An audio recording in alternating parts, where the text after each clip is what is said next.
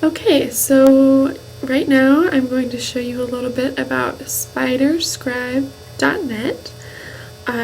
It is an online mind mapping tool, and it can be used in the classroom as a brainstorming tool, and there's a lot of different things that we can do with it.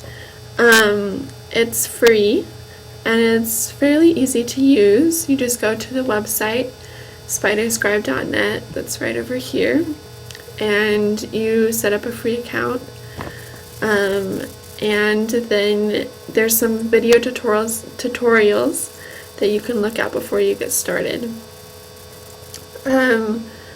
I found it fairly easy to use, and there's a couple unique features about Spiderscribe.net that are really useful.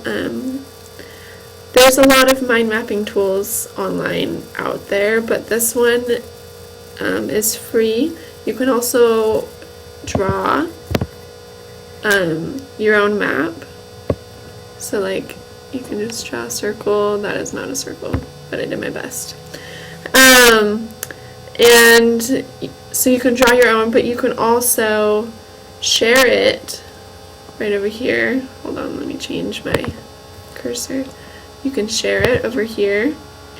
So it's kind of set up like like how you share your Google Docs. So you can choose who you want to share it with their email, and if you want them to be able to read it or edit it, and you can send them a little message too. So that is really cool. And so it's pretty easy to use. Over here you have some different tools that you can use. You can add a text box and just start typing text. Up here you have your edit button, so that's the undo button, and you can just delete both of those things. Here you have a Word file, or actually it doesn't have to be Word. You can upload any file that you want, and you just click upload file, and then you can choose which file you want to download.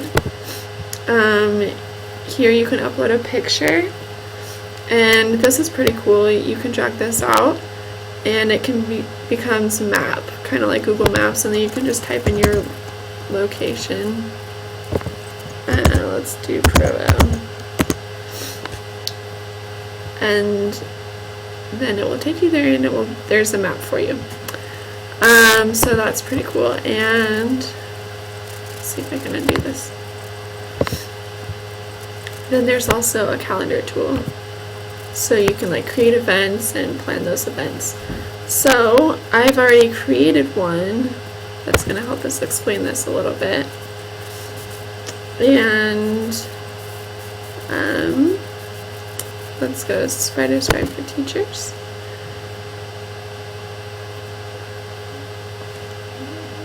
Okay, so here we have a map that I've created for us to kind of go through.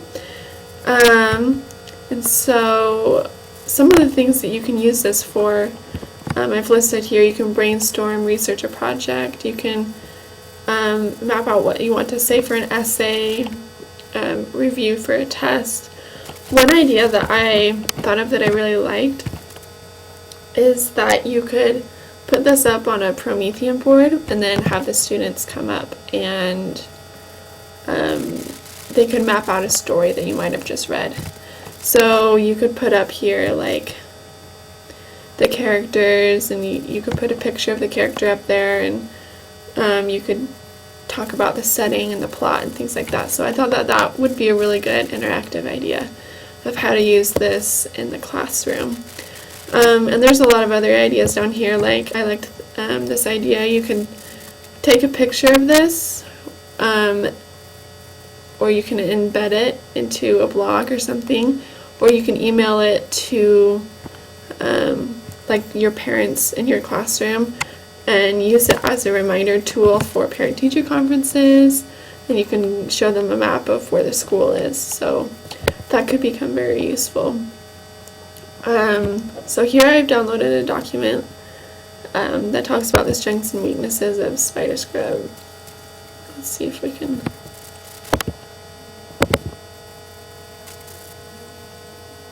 That's embarrassing. There we go. So it just downloaded it. But, okay, so it's not popping up automatically on my presentation, but it did work. So, some of the strengths of this program are that it is so versatile. You can use it in a lot of different ways. You can create your own, like I showed you before, and you can share it. Those are some of the really good features about it, and I feel like it's fairly easy to use. Some weaknesses are it's not exactly aesthetically appealing. In my opinion, there's only one font you can use. You can change the color, but there's other more aesthetically appealing mind mapping tools out there, but they're not free. And on the dates, you can, like if you were to create an event, you can only go back to 1950. So if you wanted to like use Spiderscribe for a timeline, you could only show things that happened after 1950, if that makes sense. So that was kind of a weak point there. And so up here I've shown some similar web tools out there. There's a web tool called Stixy, and all of these are tools, and I believe that you do have to pay for them, but they are basically the same thing. You can see on this one, it's a little bit, there's more colors and more shapes that you can work with. So this is Spiderscribe. Thanks for listening.